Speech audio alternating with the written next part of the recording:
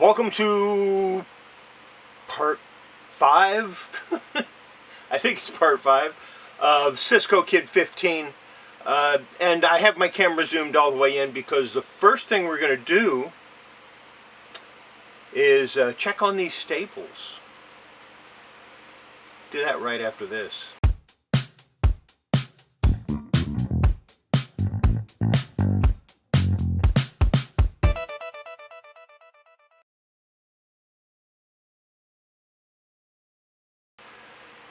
So yeah, let's go ahead and check on these staples. Now I've got several things that I'm going to need.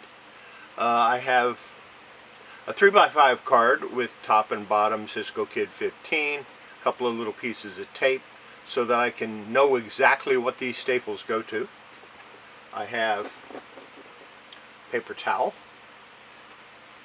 and a pair of tweezers that came in a kit that I got. I think this was for electronics, but I'm not going to swear to that.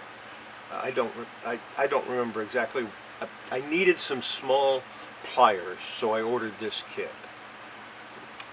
So let's go ahead and take a look at this bottom staple first, just because why not?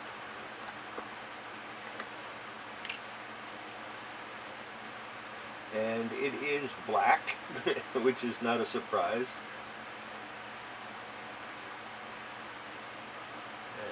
Let's go ahead and clean that off the best I can.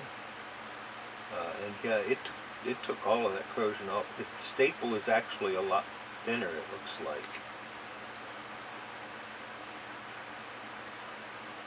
But it feels solid, it feels good. I think it'll work. I might have to electroplate it. I wonder what my stuff to electroplate is.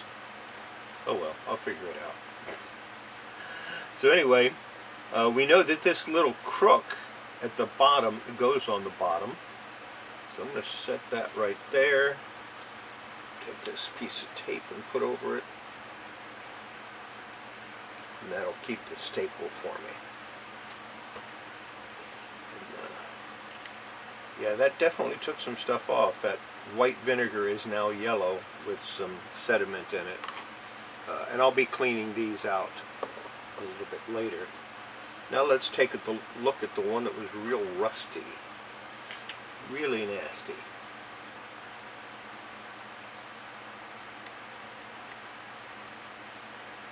Again, it turned black, which is not a surprise.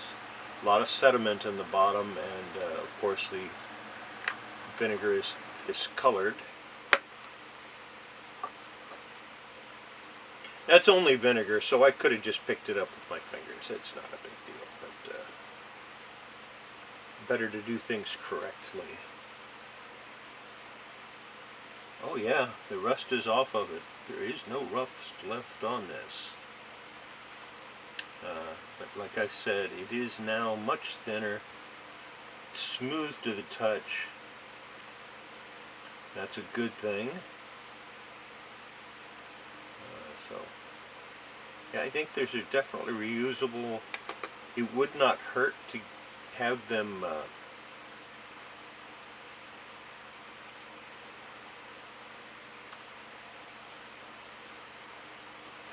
to electroplate them, but I don't know that I'm going to.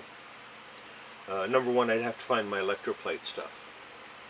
Not sure where it is. So let's take a measurement. I already know which one is longer, I can tell just by looking, but we're going to measure just to be sure. And that's 8 centimeters, which was the top.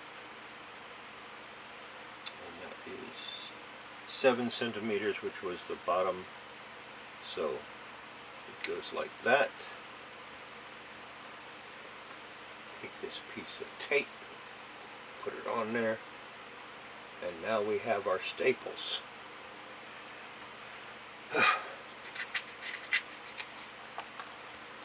The remainder of the video is going to be done off my phone because I'm going to be doing it in the kitchen and I don't have any way to set up a camera in there. Okay, the first thing I did was I took my brush and I brushed off the page or the wrap I don't have anything to set this on to record with, so I'm having to hold it. Then I put down a piece of Kollecting.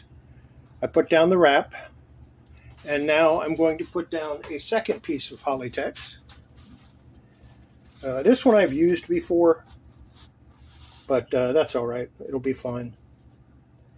Now that I've got that down, I'm going to take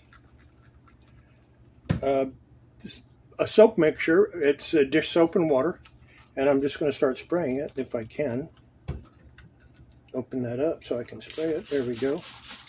And we're just going to spray it down, get the whole thing nice and wet.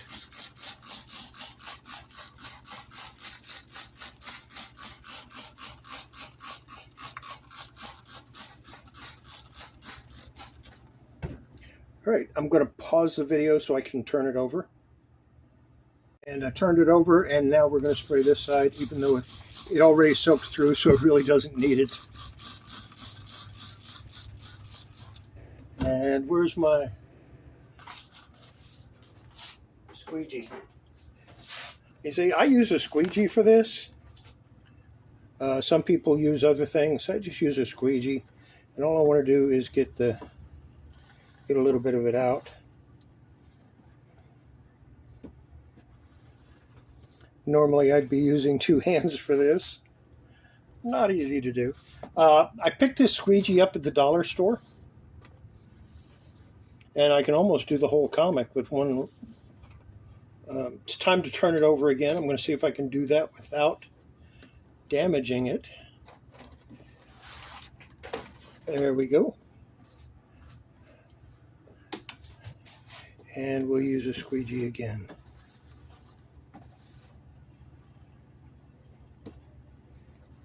I understand that my arm is getting in the way there.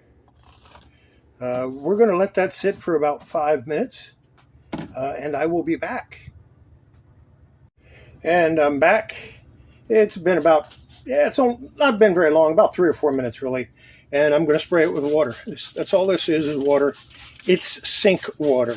I could actually use my my sprayer from, I could use this, but doing it the way I'm doing it right now takes less water and will cost me less in my water bill. Now let's see if I can do this.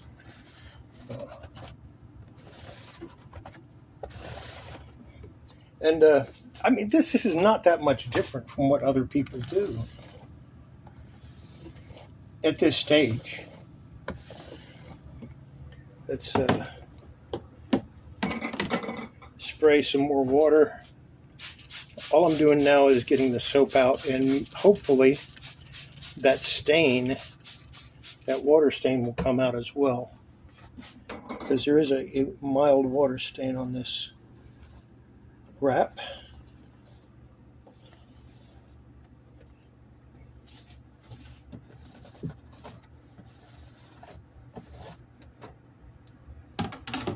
Turn it over.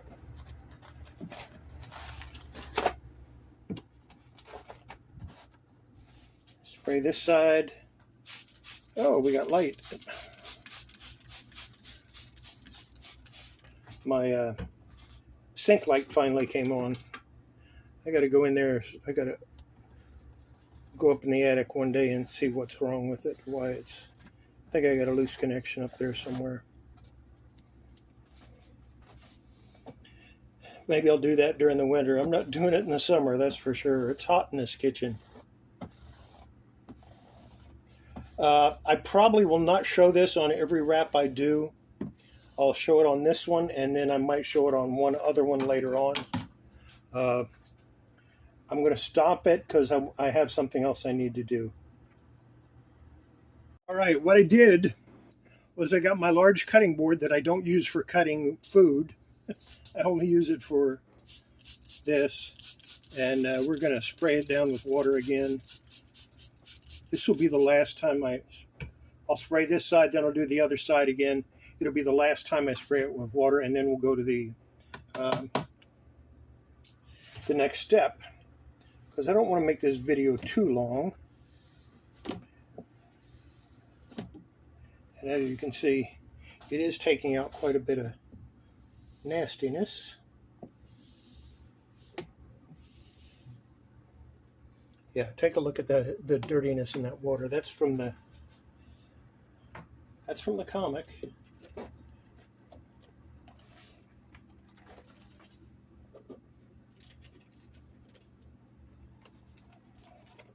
It's not easy to do this one-handed. It really isn't.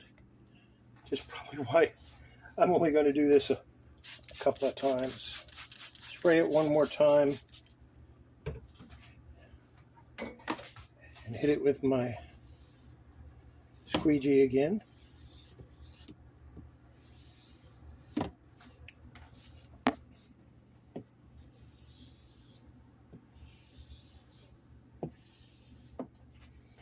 And I need to set this up for the next step, so I'm going to shut it off for now. What I have here is a calcium hydroxide solution, and I'm going to take the comic. I have it on a rack currently, but I'm going to flip it over like this so I can dump it in.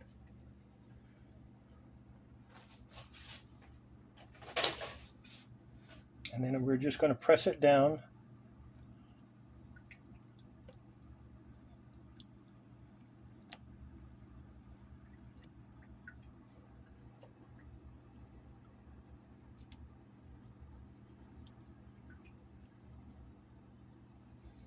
And I'm going to let it soak for about 10 minutes. It's been about 10 to 15 minutes. And what we're going to do is I'm going to take this out of here and set it on my board. And then I'll dump that water and place the board on these supports so that I can go ahead and finish, squeegee out as much liquid as possible. Now, normally, I just pour the water out. I just dump it. But I thought you might like to see the amount of dirt I got out of it. This was clear liquid. Let me go, well, the lights are turned off in here. But that was clear before. And that's what we took out of it. So we're going to go ahead and I'm going to go turn the light on because that's a good idea. And once again, I'll be squeegeeing this. And all I'm trying to do is get the excess moisture out of it so I can put it in my press. Now I'm going to put it in the press for probably about 3 hours, 2 to 3 hours, and then I'm going to see about repairing these. Hopefully it'll work. But I'm not going to show you that today. I'll show you that. I'll show you me taking it out of the press and doing the repair on the next video. Because this one's going to run a little bit long as it is. And that's not something I want to do. I don't want it to run long. I'm not going to take the calcium hydroxide out. Oops, we got a wrinkle here. That's not good. Yeah, it's still wrinkled. Okay, let me go ahead and fix it. Anyway, I'm just going to be doing the same thing I've been doing. Squeegeeing it. I got to get that wrinkle out first, though. And we'll go back over to the table for the end result for this video. I almost forgot. Okay, I've got the water, a lot of that water out. Let me go ahead and put these over it. This is two sections of 3 paper towels. And that's to absorb some of the moisture.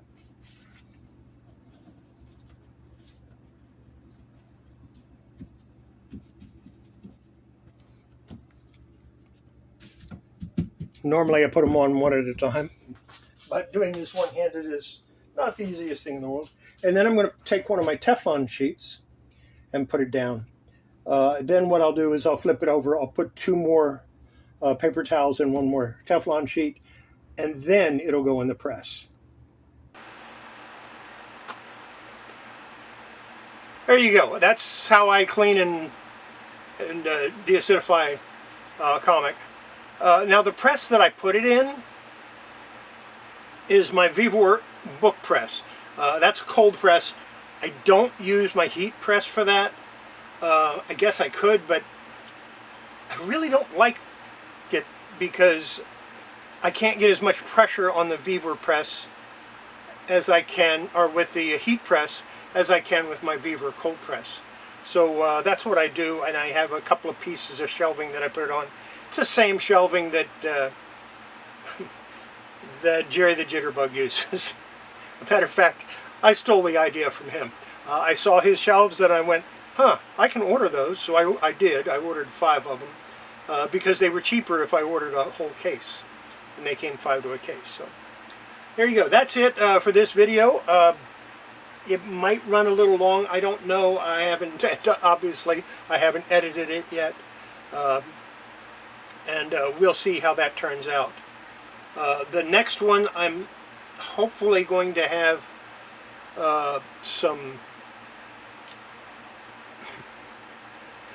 hopefully I'll have the right color fill for that interior, and if it's off just a little bit, I'm going to use it anyway, and then I'll modify it for the next one. But that's it for today.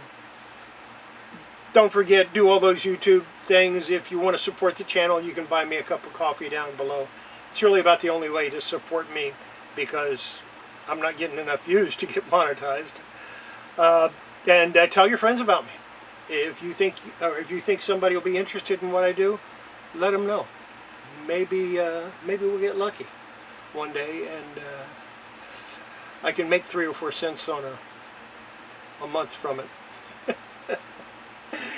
Have yourself a great week. Don't forget, tonight, Wednesday night, I do a live stream, and tonight I'll be showing my Dell Tarzan comics. I won't have them all, but I have enough of them to make it interesting, I think. So yeah, that's what we're going to do tonight. Plus I'll show you some stuff that I've pressed and cleaned recently, and who knows what else.